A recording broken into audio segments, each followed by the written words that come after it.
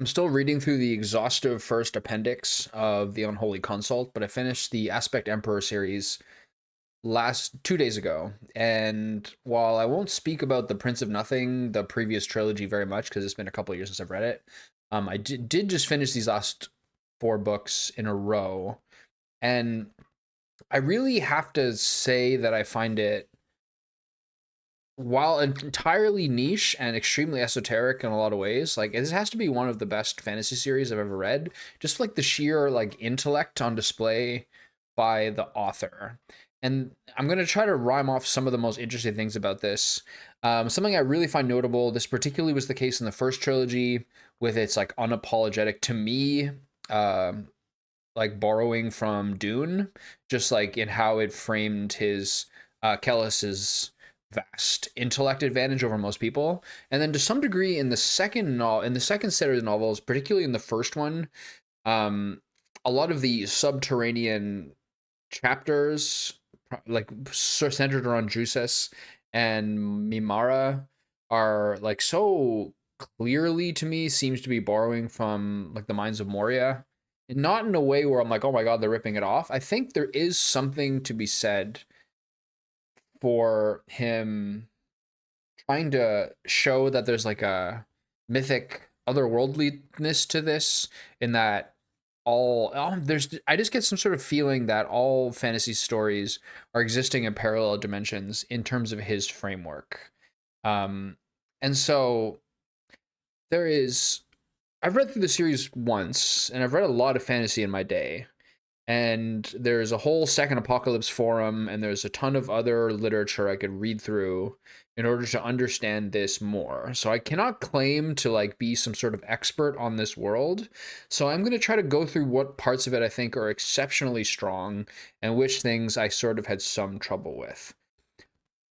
um Primarily, one of the greatest strengths of this series of novels are, I don't think I have ever read, including the Song of Ice and Fire, or I don't know, I'm hesitant to say Lord of the Rings, but like I have never read a multi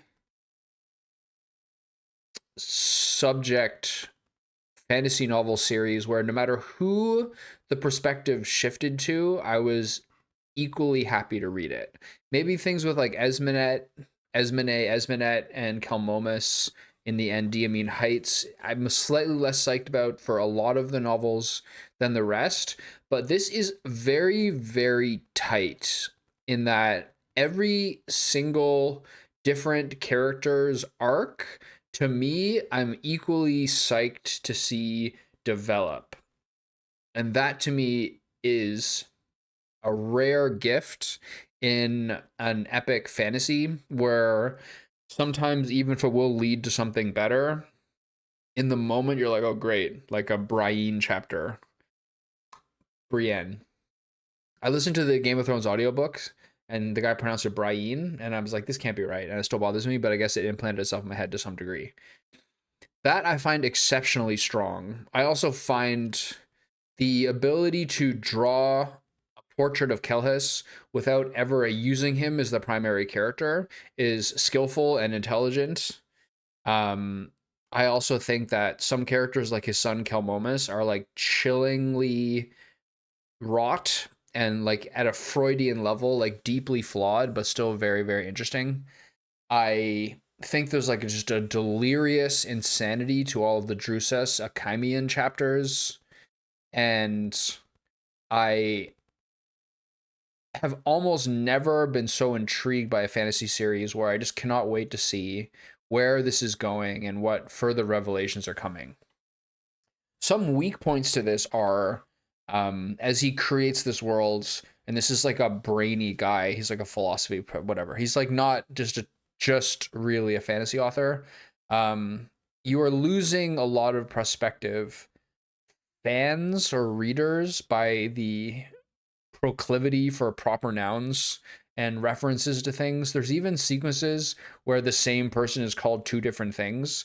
All of like the non-man histories, like it's not easy to keep up with, nor is it particularly interesting to continue to absorb. The amount of like historical events and different people and different nations, just basically like the proper noun obsession is boring. And if you're like a true archivist and like a true history head for all the deep details, maybe it's incredibly granular and satisfying to you, but not as a reader for enjoyment. I also find that I can surely see the ways that it is implanted into the story, considering what the Inchuroi, and by some extension the Srank are, how they are built. But this guy's obsession with dicks is hilarious, and again, something that is like disarming for, I would say, closer to an average reader. Like, female sexuality is in no way barely countenanced, besides an aspect of shame for some people who are former courtesans. But there's like some reference to a pendulous member or an erect phallus like every 4 pages for like 2,000 pages. It's hilarious. I do see some of the reasons, but outside of that context, it is like unlike anything I've ever read before. It is crazy. It is crazy. Even the first series was like this. And the second one, it's even more depraved, and like the perverse depravity is totally a huge focus of this book. All of these books. Um some of the things that I kind of wanted to lean on to some degree before I get to the ending are, it is an incredibly detailed world, and I have almost never had to read more carefully. I mostly read before bed, and I have to read this more slowly, more carefully, almost at like a university level rather than reading for fun. It's dense, but it's exceptionally information packed in a way that makes me feel good to read it, but it is somewhat cerebrally taxing to read for enjoyment. This is something I do notice. I also think, generally speaking, it is hard for me, given his writing, to effectively visualize what he is saying.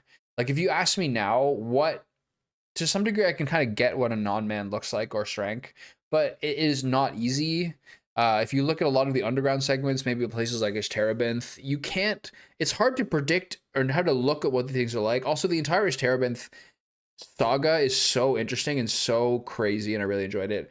But also something like the Ark, I don't necessarily feel like I can confidently say what it looks like. Sometimes he'll give you some of the most evocative and specific and densely worded descriptions of something ever, but does describing the Inchoroi's skin as spittle suspended in water really help you, or is it just something exceptionally dense or specific? It's sometimes hard to tell.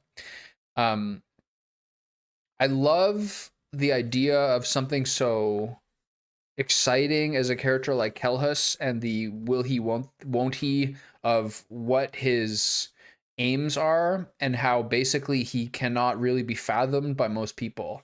That's really, really, really interesting to me, and I enjoy that part of it a lot. There's especially a focus I have in the earlier books, which you tend to lose near the end, of thinking about this as sort of like a messianic critique of what kind of person you'd actually have to be in order to become a messiah, and how being a prophet and being someone who's like largely religious, um in terms of how you gather followers, is the smartest way to, in the technological era that this is set in, is the best way to gather followers.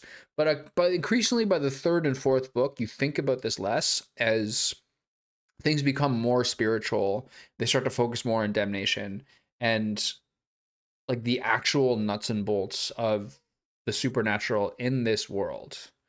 I overall think I would be hesitant to recommend this to almost anyone I know, even of my friends who like fantasy. But for me, this is one of like the deepest and most satisfying fantasy series I've ever read.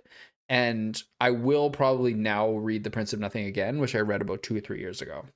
And it's this funny sort of like, you never want to be someone, to me at least, I scorn people who are like this, and I really don't like to be like, oh, it's really just like super weird, but I really love it. Like, there has to be a universality to quality, which this to some degree has, but this is unreadable probably just by like the nature of like people's personality and what things they find off-putting for like 85% of even fantasy fans, but for the people who would like it, I feel like this is exceptional. And I it's not easy to go back over four novels and recall all the details, but I think those are most of the salient points. And now to sort of pause a little bit before I get to the ending, which I have turned on a little bit. I went to bed the night after finishing the book. I had a big taco bowl.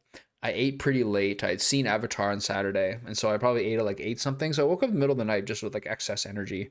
And I was lying in bed just steaming mad at the ending of this. I was so mad. I'm like, is this the worst and most dissatisfying ending I've ever encountered in a book series? The next day, yesterday, I did some more research into it and read onto it and was relieved to find and to kind of naturally learn that there is another 2 to 3 book trilogy planned. Now, it's been almost 10 years now since this final book came out. And I understand the guy has sort of disappeared and he had like a bad history of problems with his publisher, and it was sort of a nightmare to come out. And he seems to be sort of a difficult guy, I would imagine. Um, so having not known initially that there were more books coming out, I'm like, this is the craziest ending I've ever seen. I cannot believe it. And so herein lies the risks of making a trilogy or a quadrilogy, whatever it's called, basically have an ending which essentially is a cliffhanger. If you don't get the next ones, then you have left potential on the table. So I'm not going to get into the details of much, but I was so goddamn mad by the way that by the way that it ended, just because it is leading into something else, and without it, it's totally deflating. Now, just to now that I've learned more and I've started to probe into like his forums and stuff, I'm not going to get much into it. I would love to find some sort of like thread of like author Q&As. I saw one on the website, but I couldn't figure it out. Of like, can I get a bunch of answers from this guy about like some of the world? It's one of those things where you have a million other questions, which I love the depth to it, because this is kind of the gift that keeps on giving if you really like it. Overall, if you do like it, I think you would like it a lot, but this is very much not for many people. And I really have enjoyed this more than I've enjoyed almost any fantasy I've read in like my adult life. It is totally flawed by excessive sort of like nomenclature and proper nouns and things that are like too hard for me to understand on first glimpse, and like things that are like more like I haven't taken enough philosophy classes to like easily parse some of the things he's talking about to some degree. But the pace of action and like the mythic characters, just in terms of how they fit together of the primaries and even like a lot of the secondary characters, is really really exceptional. And this is like a very well written, very dense book by a clearly very smart, probably somewhat difficult guy. I don't find I really, as I said before, I have my head really wrapped around the non-men to some degree, but I don't think I'm supposed to. I have a lot of questions about the Inchoroi and how they managed to like be such a force across the entire world for what seems to be thousands of years. And it is kind of like a dark, muddy pool with gold on the bottom. And I really liked it, I have to say.